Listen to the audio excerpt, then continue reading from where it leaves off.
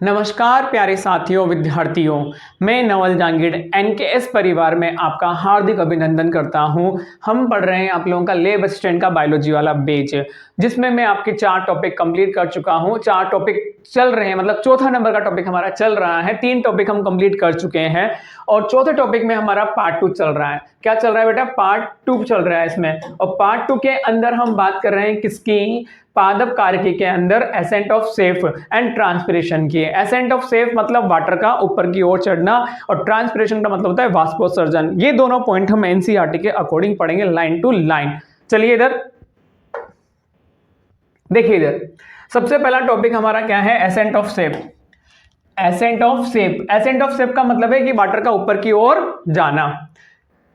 पौधे के भूमिगत भाग जड़ से अवशोषित जल के गुरुत्वाकर्षण के विपरीत पौधे की वायवीय भागों में जाना। गुरुत्वाकर्षण लगता है नीचे की ओर और H2O जल जाता है ऊपर की ओर।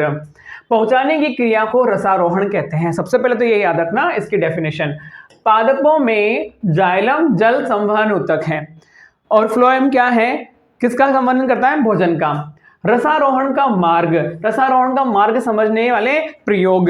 यार एसेंट ऑफ सेफ का जो पाथवे है उसका समझने वाला, उसको समझने के लिए एक प्रयोग किया जाता था, वलयकरण प्रयोग।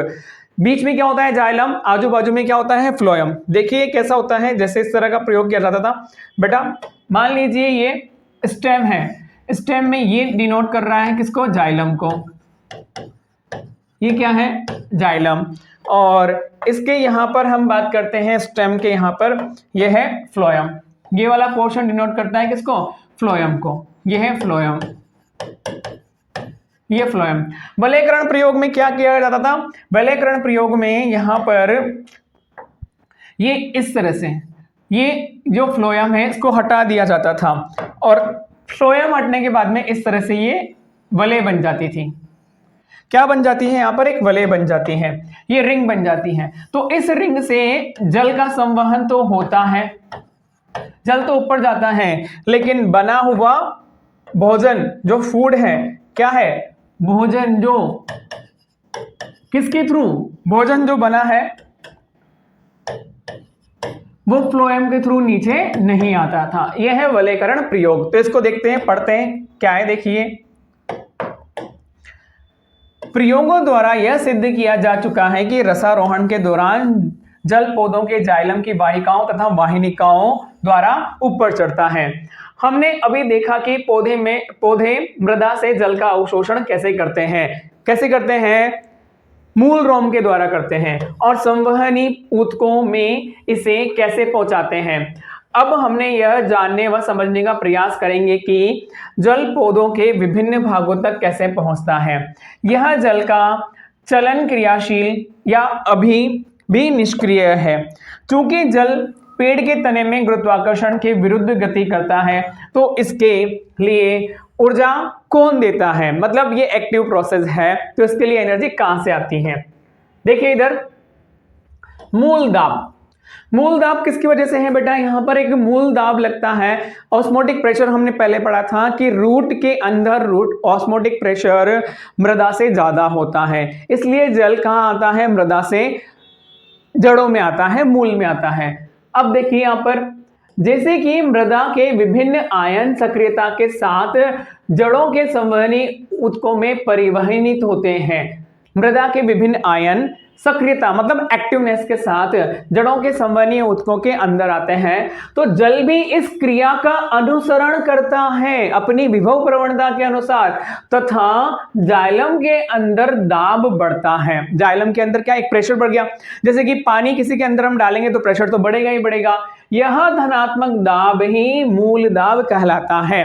जल का जड़ों के अंदर आना और जाइलम में एक प्रेशर जनरेट होना क्या कहलाता है? मूल दाब। मतलब जड़ों में प्रेशर, और तने में कम ऊंचाई तक जल का ऊपर भोजन के लिए उत्तरदायी होता है। जल को ऊपर भेजने के लिए उत्तरदायी होता है।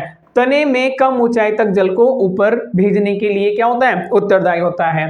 हम कैसे देख सकते हैं कि मूल दाब विद्यमान है? इसके लिए एक छोटा सा नरम तना वाला पौधा चुनें और जिस वातावरण जिस दिन वातावरण पर्याप्त आर्द्रतापूर्ण हो उस दिन प्रातः काल समय तने के नीचे क्षैतिज दिशा में उसे तीखे ब्लेड से काट दें। आप जल्द ही देखेंगे कि उसे कटे हुए तने पर दाब की कुछ मात्रा ऊपर की ओर उठ आती है और यह द्रव सकारात्मक मूल दाब के कारण कहाँ जाएगा, दिखाई देगा। यदि ये तना बेटा जो स्टेम होता है, ये स्टेम मॉर्निंग की बात कर रहे हैं कि मॉर्निंग में आप किसी भी स्टेम को, ये तो है नीचे वाला रूट पोर्शन, क्या है बेटा, ये है रूट पोर्शन, और इसको हमने यहां से काट दिया। कहाँ काट दिया, यहां से। तो हमें सुबह सुबह छोटी छोटी पानी की ड्रॉप्स दिखाई देती है। यहाँ पर क्या दिखाई देती है, ड्रॉप्स दिखाई देती हैं। तो ये किसको डिनोट करती है कि मूल दाब के कारण जो पानी है वो थोड़ी ही ऊंचाई पर चढ़ पाया है, ज्यादा ऊंचाई पर नहीं चढ़ा है।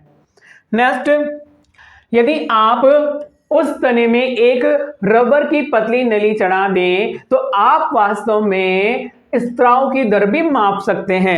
रबर की नली मतलब ऊपर कितना चढ़ा वो, और स्त्रावित द्रव के कारकों की संरचना जान सकते हैं कि उसमें क्या क्या था।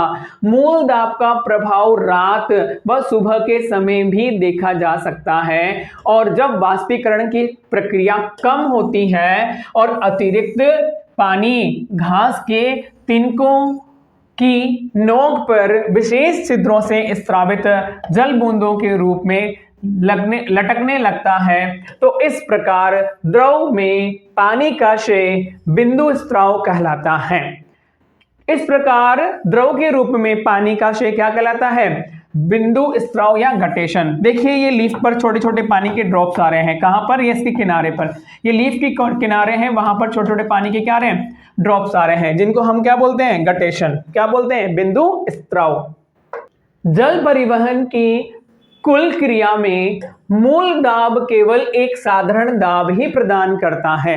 जल परिवहन में मूल दाब एक सिंपल सा नॉर्मल फैक्टर है। मेन क्या है देखते हैं। यह उच्च वृक्षों में जल के चलन में इसकी कोई बड़ी भूमिका नहीं होती।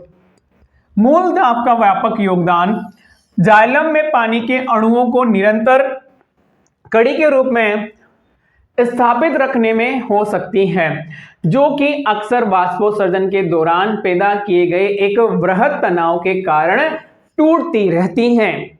अधिकांश जल को परिवहन करने में मूल दाब का कोई अर्थ नहीं है या कोई योगदान नहीं है। अधिकतर पादपों की आवश्यकता वाष्पोत्सर्जन खिंचाव से पूरी की जाती है। अब वाष्पोत्सर्जन खिंचाव क्या है, इसे पढ़ते हैं। देखिए इधर वाष्पोत्सर्जन खिंचाव क्या है। जल कहाँ आया, मृदा से आया जाइलम में, अब जाइलम से जाएगा ऊपर की ओर। अब ये पानी कहाँ निकलेगा, पत्तियों में जो रंध्र हैं वो वाष्प के रूप में जल को बाहर निकालते हैं। तो एक पूरा पाथवे बन जाता है और ये ट्रांसपिरेशन के थ्रू जल कहाँ जाता है, ऊपर की ओर। इसे बोलते हैं वाष्पोत्सर्जन खिंचाव। ये क्या है, देखिए यहाँ पर जल यहाँ जा रहा है, कहां जा रहा है, मृदा से जड़ों में, और ये तने से होता हुआ कहां जा रहा है बेटा, पत्तियों में। और यहां पर क्या होते हैं, स्ट्रोमेटा, उनसे क्या निकल रहा है, बाहर इवेपोरेट हो रहा है। तो देखिए बेटा वाष्पोत्सर्जन खिंचाव प्राणियों की भांति पौधों में परिसंचरण तंत्र नहीं होता, क्योंकि प्राणियों में तो क्या पाया जाता है, एनिमल्स में क्या होता है, ब्लड सर्कुलेटरी सिस्टम, तो वहां तो ब्लड फ्लो होता है। इसके बावजूद जाइलम के माध्यम से जल का ऊपरी बहाव पर्याप्त उच्च दर से लगभग 15 मीटर प्रति घंटे हो सकता है। मतलब 1 घंटे में कितना, कि 15 मीटर तक ऊपर चढ़ जाए जल, पादपों में जाइलम के थ्रू होता है। यह गति कैसे होती है, यह एक पेचीदा सवाल आज तक ही बना हुआ है। पौधे द्वारा पानी ऊपर की ओर धकेला जाता है या फिर ऊपर से खींचा जाता है, ये दोनों अभी तक पेचीदा सवाल बने हुए हैं। अधिकतर शोधकर्ता सहमत हैं कि पौधे द्वारा पानी मुख्यतः खींचा जाता है, मतलब एक सक्शन प्रेशर लगता है, और इसी की संचालन शक्ति पत्तियों में वाष्पोत्सर्जन की प्रक्रिया का परिणाम है। इसे जल का परिवहन का ससंजन तनाव वाष्पोत्सर्जन मॉडल के रूप में प्रस्तुत किया जाता है। इस वाष्पोत्सर्जन खिंचाव को कौन जनित कर रहा है या कौन इसको क्या कर रहा है, जनरेट कर रहा है, इसके बारे में देखते हैं। देखिए इधर यहां पर ये वाटर कहां है, रूट से कहाँ जा रहा है, स्टेम से कहाँ जा रहा है, लीफ में। तो यहाँ पर ये डायग्राम दिया हुआ है बेटा, यहाँ पर ये है जाइलम, ये है क्या है बेटा, जाइलम, और इसमें ये क्या हो रहा है, वाटर कंडक्ट हो रहा है। क्या हो रहा है बेटा, वाटर कंडक्ट हो रहा है, और लीफ से क्या है, स्टोमेटा से बाहर निकल रहा है। तो यहाँ पर दो फोर्स काम करते हैं, अडेशन एंड कोहेजन। अडेशन एंड कोहेजन, अडेशन क्या होता है, कोहेजन क्या होता है। ये देखिए, ये वाटर मॉलिक्यूल है, वाटर एंड वाटर के बीच में जो लगता है उसे बोलते हैं कोहेजन। लेकिन वाटर एंड जाइलम की जो लिग्निन की वॉल है उसके बीच में लगता है उसे बोलते हैं अडेशन।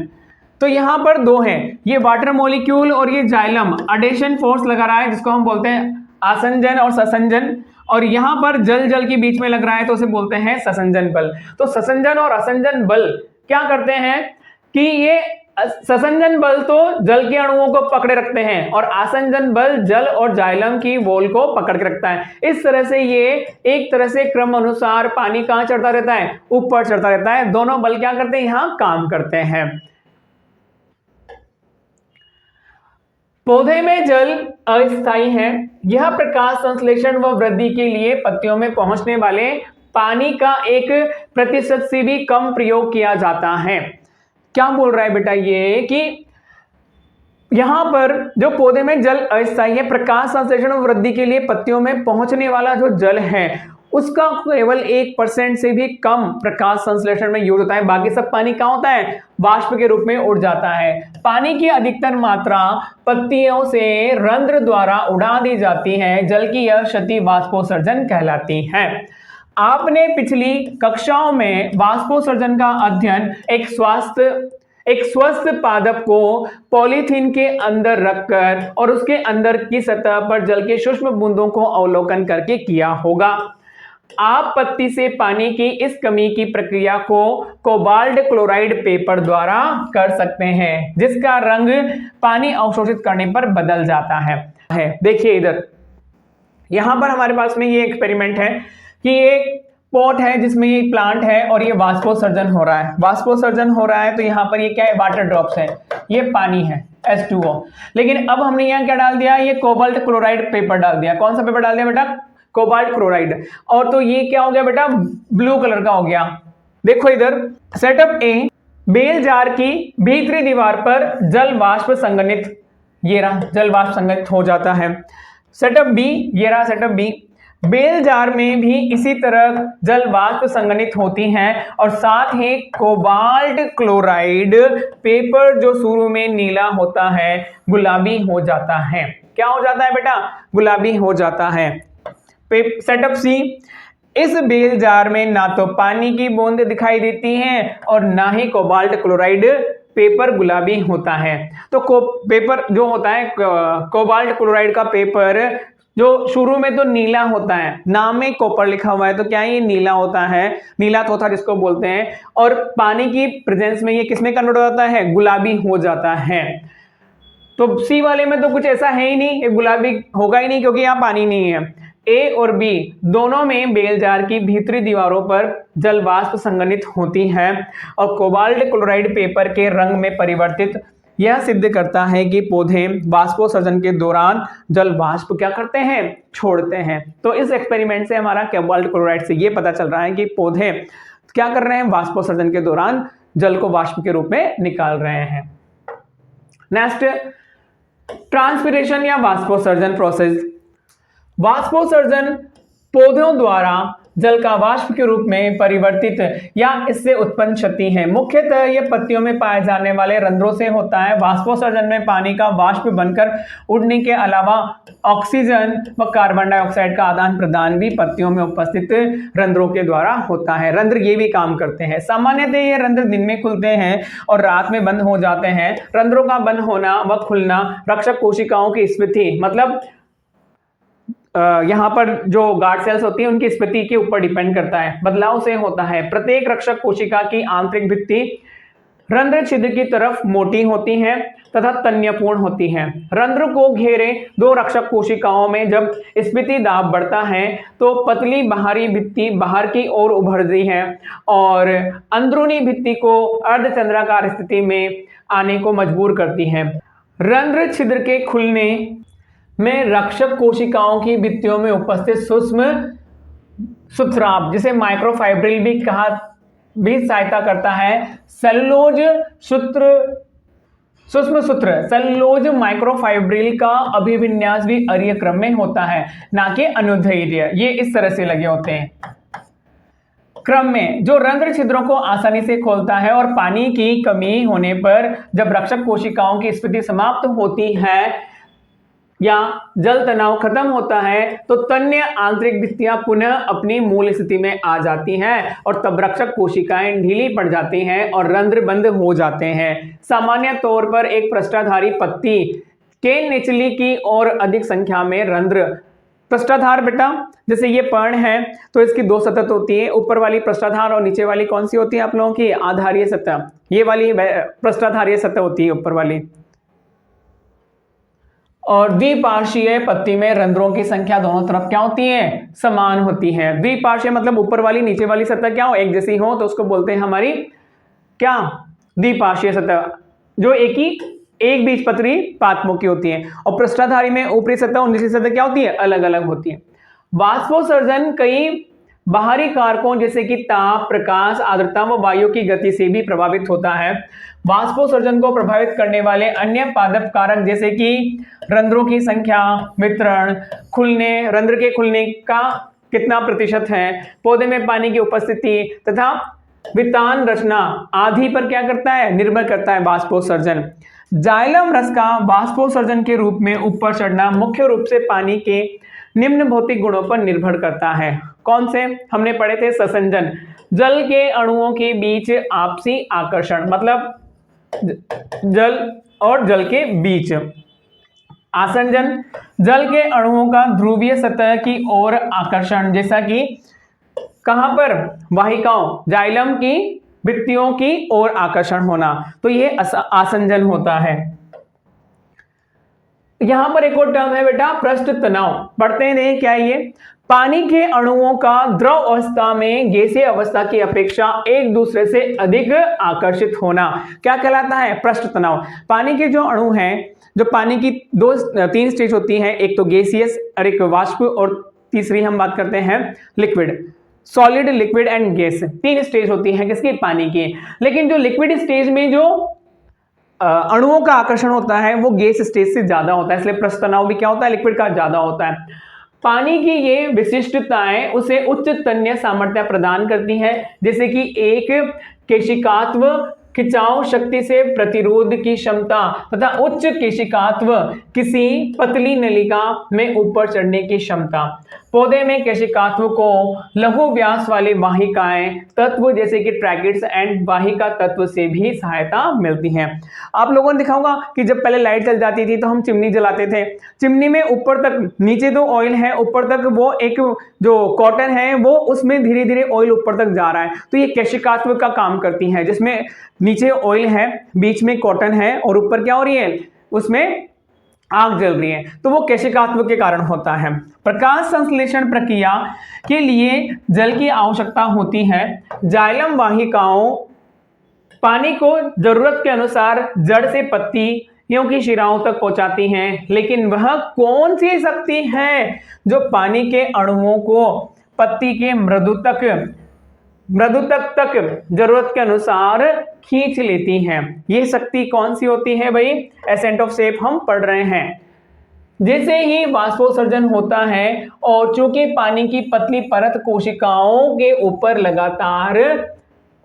लगातार होती रहती है, किसकी? पानी की पतली परत, अतः यह जाइलम से पत्ती तक पानी के अणुओं को खींचने में प्रतिफल होता है। अधोरंध्री गुहिका व अंतराकोशिकीय जगत में के बजाय वातावरण में जल वाष्प की सांद्रता कम होती है। बाहर क्या है? जल वाष्प की सांद्रता कम होती है, अतः पानी पास की हवा में विस्तृत हो जाता है और यह खिंचाव पैदा करता है। देखो यहां पर ये तो है जाइलम और यह है हमारा फ्लोएम। तो यहां पर क्या आया? जाइलम में जल आया, ये जाइलम से जल कहां गया, कैविटी में गया, और कैविटी से कहां गया, रंध्र स्ट्रोमेटा से बाहर निकल गया। किस फॉर्म में निकला, ये वेपर के फॉर्म में निकल गया। ये गार्ड सेल है और ये क्या, स्ट्रोमेटा है। डिफ्यूजन इनटू सराउंडिंग एयर, बाहर वाष्प क्या है, कम है, तो अंदर से पानी बाहर निकलता है वाष्प की फॉर्म में। मापने से स्पष्ट होता है कि वाष्पोत्सर्जन द्वारा पैदा किया गया बल पानी को जाइलम के आकार के स्तंभ में 130 मीटर ऊंचाई तक पानी खींचने के लिए पर्याप्त है। जब इसे मापा गया ना तो पता चला कि जाइलम के अंदर जो खिंचाव है वो 130 मीटर तक पानी को ऊपर की ओर भेज सकता है। तो यहां तक हमने एसेंट ऑफ शेप एंड वाष्पोत्सर्जन जो एनसीईआरटी के अकॉर्डिंग है उसके बारे में पढ़ा है। तो हमारा दूसरा टॉपिक यहाँ पर पार्ट 2 कंप्लीट हो चुका है। इसके बाद हम चलेंगे आप लोगों का नेक्स्ट पार्ट 3 लेकर आएंगे, जिसमें हम पढ़ेंगे प्रकाश संश्लेषण के बारे में, और वहां से क्वेश्चन बनते ही बनते हैं। ये तो आप लोगों का नॉर्मल पार्ट था। Thank you so much.